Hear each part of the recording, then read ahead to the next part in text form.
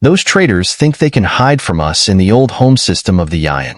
I'll show them what happens when they cross Captain Nick DX. No one deceives me and gets away with it.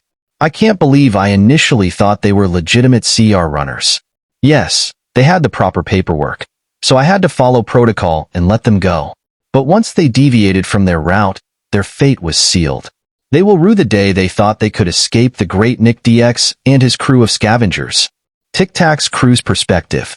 We have no weapons, but we can still manage, said Tic Tac, the voice coming from speakers all around the room. By the way, I never got your name.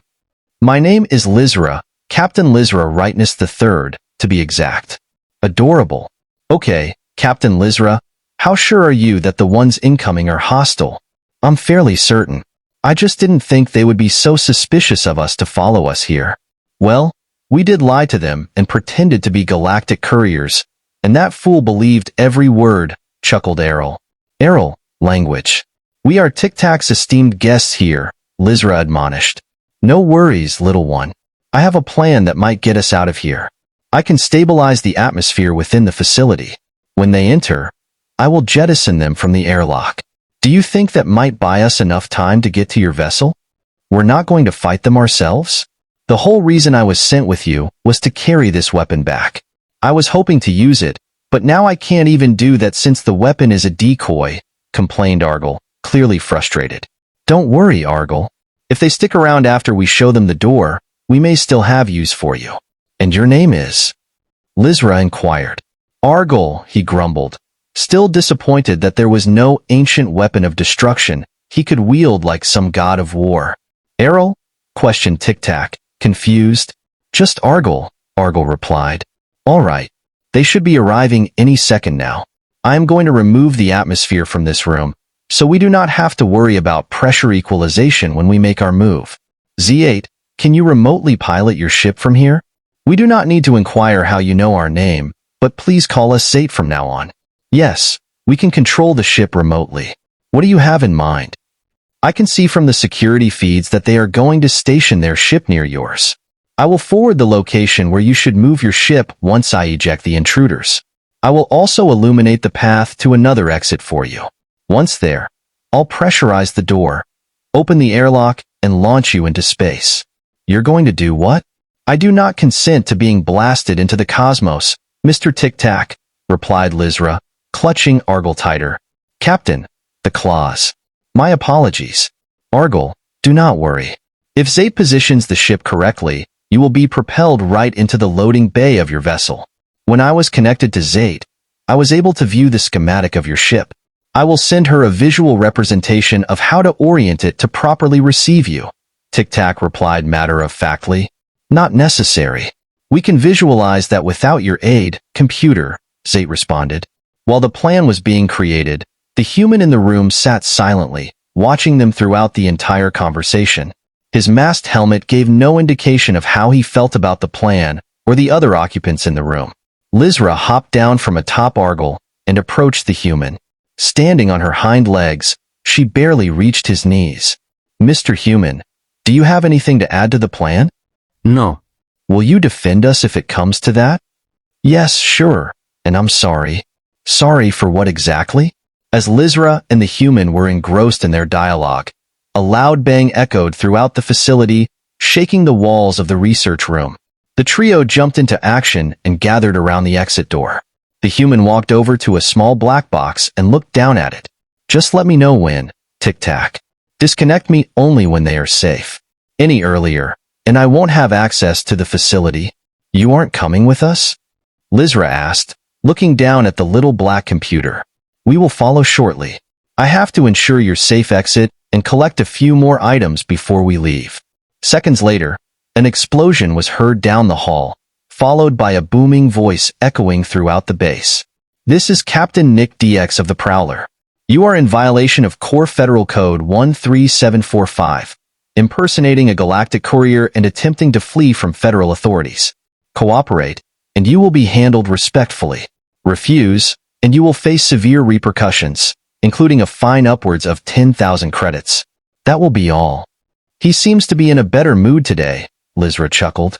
Oh, We'll see if he's still threatening us with a fine when I threaten him with his own, Argle replied. Spine, Argle grunted, clenching his fists together. Okay, Zate, get the ship moving. I'm opening the airlocks now. Good luck, everyone. See you soon. As Tic-Tac finished his farewell, the sound of air rushing out of the facility echoed from the other side of the door. Moments later, the door slid open, and the three of them hurried into the hall, following the blinking lights guiding them through the corridors. Reaching the exit, they stepped into the small airlock, and the door sealed behind them. 7 seconds until the ship is in position, Zate announced. Let's hope Tic-Tac doesn't send us out too, EA. Zate was cut off as the opposite door opened, plunging the trio untethered into the stars. Outside, they saw countless others flailing in the vacuum of space, also jettisoned from the base. Lysra locked her eyes on their ship, which was on an interception course with them. Their trajectory was impeccable, sending them straight into the open loading bay. Argle grabbed the small captain, shielding her with his bulk from the impact. They were thrown into the ship as the blast door slammed shut behind them. Wait, what about Human and Tic-Tac? Lysra asked, squirming free from Argle's grip. We've re-established comms with Tic-Tac, Zate said, picking themselves up off the floor. He says not to worry and to prepare for departure. Right. Let's get out of here before those core clowns get their bearings again. No thank you, Argle, for saving me. No, Errol, are you hurt from taking that fall for me? You're expected to save your captain, Argle. We need to focus on saving Human and Tic-Tac right now. No problem. You're welcome, Captain. Yes, I'm fine. Thank you for asking. Back in the command room of the SCAV, they surveyed the situation. Most of the Prowler's crew was still floating aimlessly outside. The Prowler itself had started moving away from the landing pads, bearing down on the SCAV. Captain, weapons lock detected. They are directing us to stand down and not to flee, or we'll get another fine. We believe they might not tell us again. As the two ships faced off, Lysra debated whether to order a slip space jump or to surrender. Before she could decide, she saw Human launching himself from the facility below, not towards the SCAV, but towards the Prowler. Quick, Zate, tell him that's not our ship. It's the one that came here to attack us. We believe he knows that. Then what is he doing? Is he betraying us? And here I thought he was just warming up to me. Human was silhouetted against the bright red hull of the Prowler as he made contact and latched on. He launched himself from the side, making a beeline for the front, then dug his hands into the metal walls, climbing towards the windows of the Prowler's bridge. He stared into the bridge before raising an arm, shattering the glass of the viewport, and throwing himself inside. A few stray plasma shots exited the bridge before the ship's metal shutters slammed shut to stop the atmosphere from escaping. Remind me to ask Human to show me how to punch like that. Captain, weapons are no longer locked. Should we start a slip space jump? Yes, go for slip space. Seatbelts, everyone. Zate opened the cargo bay. A minute later, the metal shutters were torn open from the inside, and Human jumped from the ruins of the Prowler's bridge towards the SCAV. The SCAV moved closer to intercept, and Zate oriented the ship to receive him in the open bay. Once Human was safely aboard, the cargo bay closed, and Zate initiated the slip space jump. Once away from danger, the crew sighed in relief. Lysra unbuckled herself from her pedestal and surveyed the monitors. Well, I'd like to see them give us that fine now. Great work, everyone. And Argle, thank you for shielding me earlier. It looked like it hurt. Of course, Captain. You're welcome. And I'm fine, thank you. Oh, come now. I was being genuine. I appreciate your initiative to keep me safe. I'll put you in for some sort of medal when we return. I don't need a medal. I just want to actually do my job when it doesn't involve moving around cargo. Well then, shall we go greet Human and Tic-Tac? I believe a thanks is in order. We will stay here and notify you when we are clear of the system. Ensure Tic-Tac does not meddle with our systems again, or he might find himself being the one jettisoned from an airlock. Duly noted, Zate. Keep us on course and notify me of any updates. Lysra and Argle shed their environmental suits and made their way down to the cargo bay to check on Human. When they arrived, they saw a dent in the far wall, presumably from when they made the jump, but Human wasn't there. Human, now properly fastened into his suit, wore the small black box from the computer room on his back. Unlike before, he now carried a strange-looking rifle in his hand. "Ah, that's new. It's a good look for you too," someone remarked. "We're not in space anymore, so you don't have to wear your suit around here when we're in transit." "I'm fine, thanks," Human replied curtly. Tic-Tac's voice echoed from the black box attached to Human's back. "Unfortunately, he has no way of removing the suit here. Either way, we would need to construct the proper machines to remove it, which I do not believe are present in this galaxy," Tic-Tac said, searching for the right word. "But he hasn't been out of it in a very long time. I assure you, it's not a burden to him." "Right. Well, thank you for saving us back there." "So, did you, kill them all?" someone asked. "No, we merely disabled their systems on the bridge. They're going to be stuck there for quite a while until someone can give them a ride. We have decided to accompany you to the nearest port where we can acquire our own ship, and then we shall be on our way," Tic-Tac responded. Wait. We went through all the trouble of getting you out of there, helped you bring Human back, and now you want to leave us already? We have no desire to get involved in another conflict after having it be our sole purpose for as long as we can remember. I hope you can understand why we wish to make our own choices now," Tic-Tac explained. "Okay, hold on.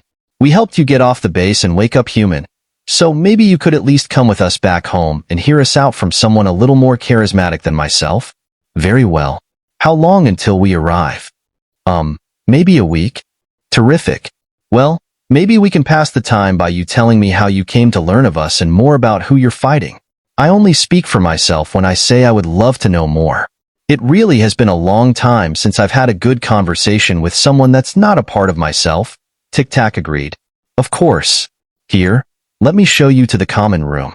You two can stay there until we make a stop," Lysra said, leading them to a large room in the center of the ship adorned with various chairs for the different species on board. She took the seat designed for her, a round, flat bed where she could curl up and use her long tail as a pillow. Human took off the black box that was Tic-Tac and dropped it onto the table in the middle. "Enjoy," he spoke before leaving the room. Argyle followed closely behind Human. Lysra only caught the beginning of Argyle's sentence, asking how he was able to break into the ship like that. "Is he always this charming?" Lysra asked. "He isn't the nicest. You don't have to sidestep it. We have been through a lot. I'd like to tell you more, but I do not want to make him any angrier with me than he already is. He's been through more than I could possibly begin to explain," Argyle said. "Well, I hope he ends up doing better. Maybe we can find a beach for him when we make a stop." "I remember him mentioning that," Lysra suggested. "I'm sure he would appreciate that," Argyle replied. "You know, I have been thinking about something rather peculiar he said to me when we were in your computer room," Lysra said. "And what might that be?" Argyle inquired. "He apologized to me, but he hadn't done anything that warranted an apology at the time," Lysra explained. Tic-Tac was silent for a moment before speaking. "He has been trapped in his own head for quite some time. I would not dwell on anything strange he says. 99 is a man of few words, and does not come from a world that places social interactions high on their list of priorities." Lysra was quiet for a moment, feeling as if there was more Tic-Tac wanted to say but decided not to. Before she could press further, the black box spoke again. "So, who was this core you mentioned back there?" Tic-Tac asked. "Oh my, where to begin with that one? I guess my own species story would be a good place to start. About 1,000 years ago, we were nearly brought to complete extinction," Lysra began, her voice trailing off as the story unfolded.